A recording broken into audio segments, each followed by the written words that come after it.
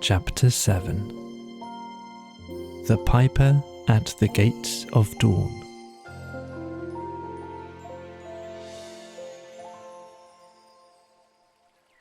The willow wren was twittering his thin little song, hidden himself in the dark selvage of the riverbank.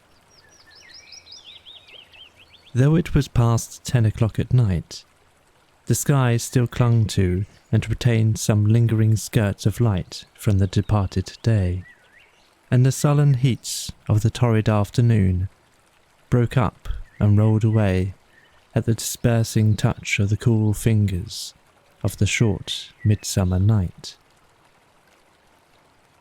Mole lay stretched on the bank, still panting from the stress of the fierce day that had been cloudless from dawn to late sunset, and waited for his friend to return. He had been on the river with some companions, leaving the water rat free to keep an engagement of long standing with Otter, and he had come back to find the house dark and deserted, and no sign of Rat, who was doubtless keeping it up late with his old comrade. It was still too hot to think of staying indoors, so he lay on some cool dock leaves, and thought over the past day and its doings, and how very good they had all been. The rat's light footfall was presently heard approaching over the parched grass. "Oh, the blessed coolness," he said, and sat down, gazing thoughtfully into the river, silent and preoccupied. "You stayed up to supper, of course," said the mole presently. "Simply had to," said the rat. "They wouldn't hear of my going before. You know how kind they always are, and they made things as jolly for me as ever they could, right up to the moment I left. But I felt a brute all the time, as it was clear to me they were very unhappy, though they tried to hide it. Well, I'm afraid they're in trouble. Little Portly is missing again, and you know what a lot his father thinks of him, though he never says as much about it." "What? That child?" said the mole lightly. "Well, suppose he is. Why worry about it? He's always straying off and getting lost, and turning up again. He's so adventurous. But no harm ever happens to him. Everybody hereabouts knows him and likes him, just as they do old Otter. And you may be sure some animal or other will come across him and bring him back again all right. Why, we found him ourselves, miles from home, and quite self-possessed and cheerful." "Yes, but this time it's more serious," said the rat gravely. "He's been missing for some days now, and the otters have hunted everywhere, high and low, without finding the slightest trace. And they've asked every animal, too, for miles around, and no one knows anything about him. Otter's evidently more anxious than he'll admit. I got out of him that young Portly hasn't learnt to swim very well yet, and I can see he's thinking of the weir. There's a lot of water coming down still, considering the time of year, and the place always had a fascination for the child. And then there are, well, traps and things. You know. Otter's not the fellow to be nervous about any son of his before it's time, and now he is nervous. When I left, he came out with me, said he wanted some air, and talked about stretching his legs. But I could see it wasn't that. So I drew him out and pumped him, and got it all from him at last. He was going to spend the night watching by the ford. You know the place where the old ford used to be, in bygone days before they built the bridge?" "I know it well," said the mole. "But why should Otter choose to watch there?" "Well, it seems that it was there he gave Portly his first swimming lesson," continued the rat. "From that shallow, gravelly spit near the bank. And it was there he used to teach him fishing, and there young Portly caught his first fish, of which he was so very proud. The child loved the spot, and Otter thinks that if he came wandering back from wherever he is, if he is anywhere by this time, Poor little chap. He might make for the ford he was so fond of. Or if he came across it, he'd remember it well, and stop there and play perhaps. So Otto goes there every night and watches. On the chance, just on the chance. They were silent for a time, both thinking of the same thing. The lonely, heart-sore animal, crouched by the ford, watching and waiting the long night through, on the chance. Well, said the rat presently. I suppose we ought to be thinking about turning in. But he never offered to move. Rat, said the mole, I simply can't go and turn in and go to sleep, and do nothing, even though there doesn't seem anything to be done. We'll get the boat out and paddle upstream. The moon will be up in an hour or so, and then we will search as well as we can. Anyhow, it will be better than going to bed and doing nothing. Just what I was thinking myself, said the rat. It's not the sort of night for bed anyhow, and daybreak is not so very far off, and there we may pick up some news of him from early risers as we go along. They got the boat out, and the rat took the sculls, paddling with caution. Out in midstream, there was a clear, narrow track that faintly reflected the sky, but wherever shadows fell on the water from the bank, bush or tree, they were as solid to all appearance as the banks themselves, and the mole had to steer with judgment accordingly. Dark and deserted as it was, the night was full of small noises, song and chatter and rustling, telling of the busy little population who were up and about, plying their trades and vocations through the night till sunshine should fall on them at last and send them off to their well-earned repose. The water's own noises, too, were more apparent than by day. Its gurglings and cloops, more unexpected and near at hand, and constantly they started at what seemed a sudden clear call from an actual articulate voice. The line of the horizon was clear and hard against the sky, and in one particular quarter it showed black against a silvery, climbing phosphorescence that grew and grew. At last, over the rim of the waiting earth, the moon lifted with slow majesty till it swung clear of the horizon and rode off, free of moorings. And once more they began to see surfaces, meadows widespread, and quiet gardens, and the river itself from bank to bank, all softly disclosed, all washed clean of mystery and terror, all radiant again as by day, but with a difference that was tremendous. Their old haunts greeted them again in other raiment, as if they had slipped away and put on this pure new apparel, and came quietly back, smiling as they shyly waited to see if they would be recognized again under it. Fastening their boat to a willow, the friends landed in the silent, silver kingdom, and patiently explored the hedges, the hollow trees, the runnels and their little culverts, the ditches and dry waterways. Portly.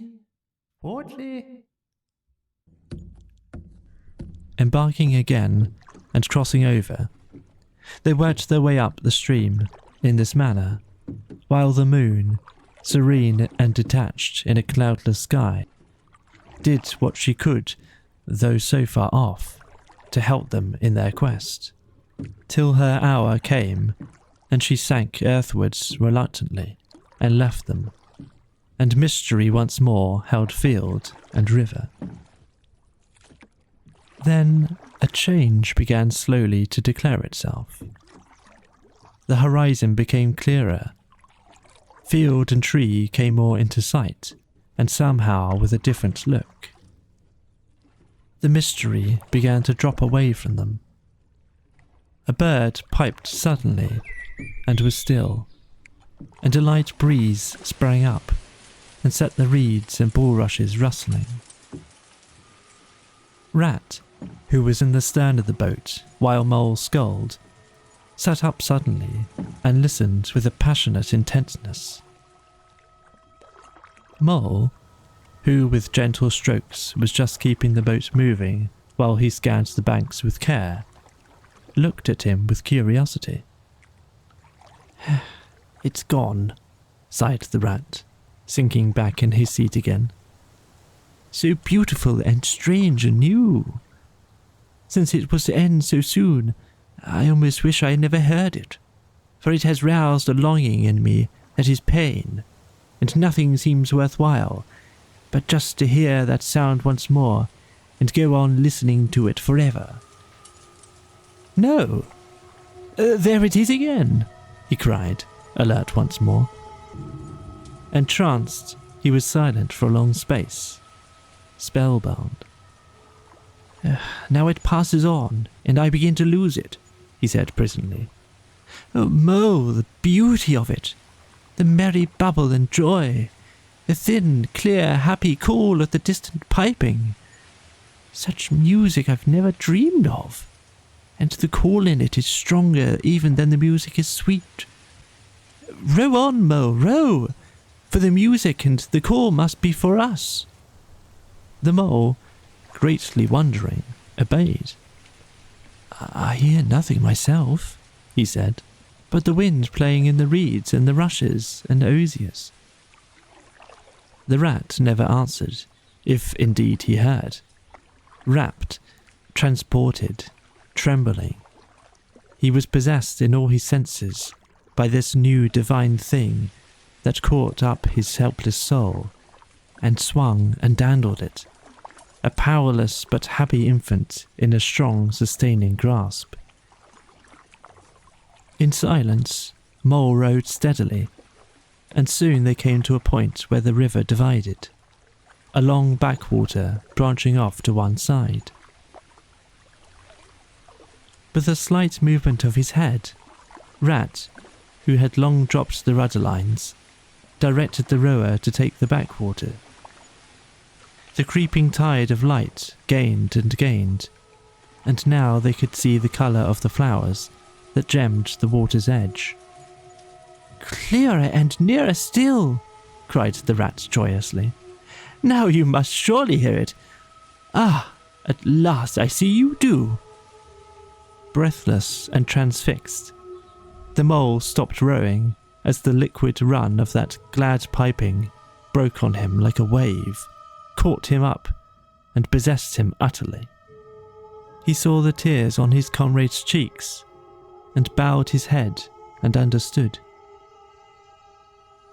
For a space they hung there, brushed by the purple loosestrife that fringed the bank.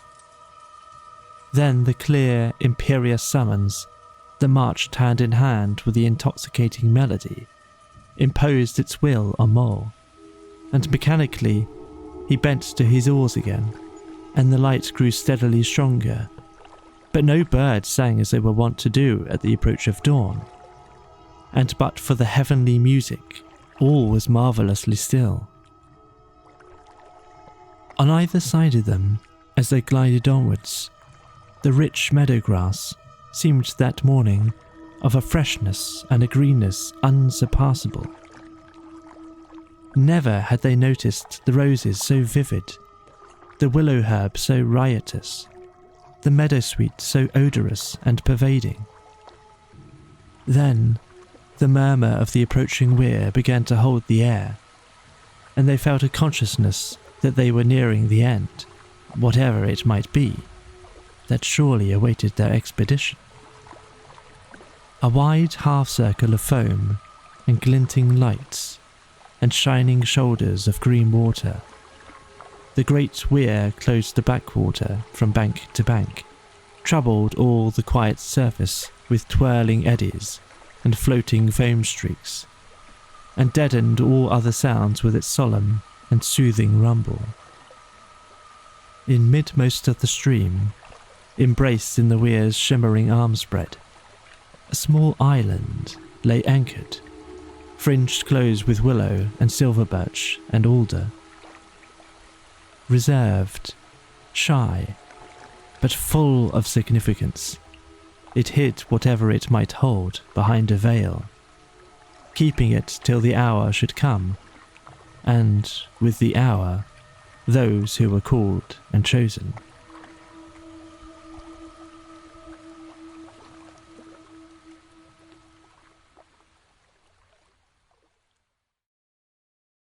Slowly, but with no doubt or hesitation whatever, and in something of a solemn expectancy, the two animals passed through the broken, tumultuous water and moored their boat at the flowery margin of the island.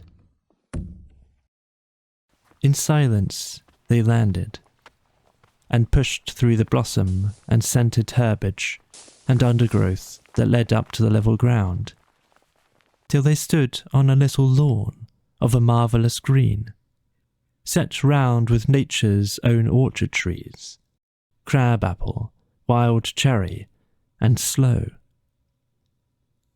"This is the place of my song dream, and the place the music played to me," whispered the rat, as if in a trance. "Here, in this holy place, here if anywhere, surely we will find him." Then suddenly the mole felt a great awe fall upon him, an awe that turned his muscles to water, bowed his head, and rooted his feet to the ground. It was no panic terror. Indeed, he felt wonderfully at peace and happy. But it was an awe that smote and held him, and, without seeing, he knew it could only mean that some august presence was very, very near. With difficulty, he turned to look for his friend, and saw him at his side, cowed, stricken, and trembling violently. And still there was utter silence in the populous, bird-haunted branches around them, and still the light grew and grew. Perhaps he would never have dared to raise his eyes, but that, though the piping was now hushed, the call and the summons still seemed dominant and imperious. He might not refuse, were death himself waiting to strike him instantly, once he had looked with mortal eye on things rightly kept hidden. Trembling, he obeyed, and raised his humble head. And then, in that utter clearness of the imminent dawn, while nature, flushed with the fullness of incredible colour, seemed to hold her breath for the event, he looked in the very eyes of the friend and helper, saw the backward sweep of the curved horns, gleaming in the growing daylight, saw the stern, hooked nose between the kindly eyes that were looking down on them humorously, while the bearded mouth broke into a half-smile at the corners,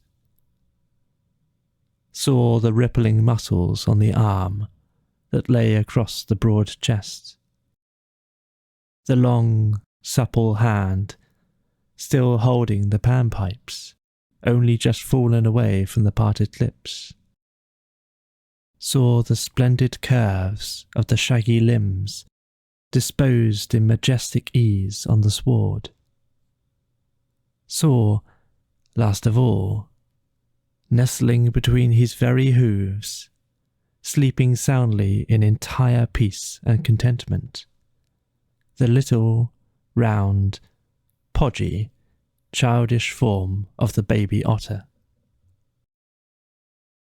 All this he saw for one moment, breathless and intense, vivid on the morning sky, and still, as he looked, he lived, and still, as he lived, he wondered.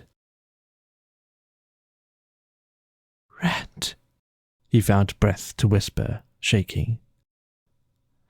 "Are you afraid?" "Afraid?" murmured the rat, his eyes shining with unutterable love. "Afraid? Of him? Oh, never, never. And yet... Oh, Mo, I am afraid." Then the two animals, crouching to the earth, bowed their heads and did worship. Sudden and magnificent, the sun's broad golden disk showed itself over the horizon facing them, and the first rays, shooting across the level water meadows, took the animals full in the eyes and dazzled them. When they were able to look once more, the vision had vanished, and the air was full of the carol of birds that hailed the dawn. As they stared blankly, in dumb misery, deepening as they slowly realized all they had seen and all they had lost, a capricious little breeze, dancing up from the surface of the water, tossed the aspens, shook the dewy roses, and blew lightly and caressing in their faces, and with its soft touch came instant oblivion. For this is the last best gift that the kindly demigod is careful to bestow on those to whom he has revealed himself in their helping, the gift of forgetfulness, lest the awful remembrance should remain and grow, and overshadow mirth and pleasure, and the great haunting memory should spoil all the afterlives of the little animals helped out of difficulties, in order that they should be happy and light-hearted as before. Mole rubbed his eyes and stared at Rat, who was looking about him in a puzzled sort of way. "I beg your pardon? What did you say, Rat?" he asked. "I think I was only remarking," said Rat slowly, "that this was the right sort of place, and that here, if anywhere, we should find him. And look! Why, there he is, the little fellow!" And with a cry of delight, he ran towards the slumbering Portley. But Mole stood for a moment, held in thought, as one wakened suddenly from a beautiful dream, who struggles to recall it, and can recapture nothing but a dim sense of the beauty of it. The beauty! Till that, too, fades away in its turn, and the dreamer bitterly accepts the hard, cold waking and all its penalties. So Mole, after struggling with his memory for a brief space, shook his head sadly and followed the rat. Portley woke up with a joyous squeak and wriggled with pleasure at the sight of his father's friends, who had played with him so often in past days. In a moment, however, his face grew blank, and he fell to hunting round in a circle with pleading whine, as a child that has fallen happily asleep in its nurse's arms, and wakes to find itself alone and laid in a strange place, and searches corners and cupboards, and runs from room to room, despair growing silently in its heart. Even so Portley searched the island and searched, dogged and unwearying, till at last the black moment came for giving it up, and sitting down, and crying bitterly. The Mole ran quickly to comfort the little animal, but Rat, lingering, looked long and doubtfully at certain hoof marks deep in the sward. "Some great animal has been here," he murmured slowly and thoughtfully, and stood musing, his mind strangely stirred. "Come along, Rat," called the mole. Think of poor Otter waiting up there by the ford. Portly had soon been comforted by the promise of a treat, a jaunt on the river in Mr. Rat's real boat, and the two animals conducted him to the water's side, placed him securely between them in the bottom of the boat, and paddled off down the backwater. The sun was fully up by now, and hot on them. Birds sung lustily and without restraint, and flowers smiled and nodded from either bank, but somehow, so thought the animals, with less richness and blaze of colour than they seemed to remember seeing quite recently somewhere. They wondered where. The main river reached again, they turned the boat's head upstream, towards the point where they knew their friend was keeping his lonely vigil. As they drew near the familiar ford, the mole took the boat into the bank, and they lifted Portly out and set him on his legs on the towpath, gave him his marching orders and a friendly farewell pat on the back, and shoved out into midstream. They watched the little animal as he waddled along the path contentedly and with importance, watched him till they saw his muzzle suddenly lift and his waddle break into a clumsy amble as he quickened his pace with shrill whines and wriggles of recognition. Looking up the river, they could see Otter start up, tense and rigid, from out of the shallows, where he crouched in dumb patience, and could hear his amazed and joyous bark as he bounded up through the osiers onto the path. Then the mole, with a strong pull on one oar, swung the boat round and let the full stream bear them down again, whither it would, their quest now happily ended. "I feel strangely tired, Rat," said the mole, leaning wearily over his oars as the boat drifted. "It's being up all night, you'll say, perhaps, but that's nothing. We do as much half the nights of the week at this time of the year." "No, I feel as though I've been through something very exciting and rather terrible, and it was just over, and yet nothing particular has happened. Or something very surprising and splendid and beautiful," murmured the rat, leaning back and closing his eyes. "I feel just as you do, Mole, simply dead tired, though not body tired. It's lucky we got the stream with us to take us home. Isn't it jolly to feel the sun again, soaking into one's bones, and hark to the wind playing in the reeds? It's like music, far away music," said the mole, nodding drowsily. "So I was thinking," murmured the rat, dreamful and languid. "Dance, music, a lilting sort that runs on without a stop, but with words in it too. It passes into words and out of them again. I catch them at intervals. Then it is dance music once more, and then nothing but the reed's soft thin whispering." "You hear better than I," said the mole sadly. "I cannot catch the words." "Let me try and give you them," said the rat softly, his eyes still closed. "Now it is turning into words again, faint but clear. Lest the oar should dwell, and turn your frolic to fret, you shall look on my power at the helping hour, but then you shall forget." Now the reeds take it up.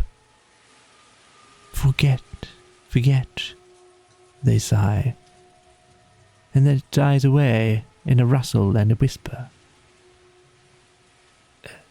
Then the voice returns. "Lest limbs be reddened and rent, I spring the trap that is set. As I loose the snare, you may glimpse me there, for surely you shall forget." "Row nearer, Mole, nearer to the reeds, It is hard to catch, and grows each minute fainter. Helper and healer I cheer, small waifs in the woodland wet. Strays I find in it, wounds I bind in it, bidding them all forget. Nearer, Mo, nearer! No, it's no good. The song has died away into reed talk. But what do the words mean?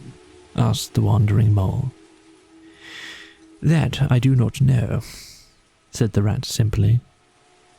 I passed them on to you as they reached me. Ah, now they return again, and this time full and clear. This time at last it is the real, the unmistakable thing. Simple, passionate, perfect.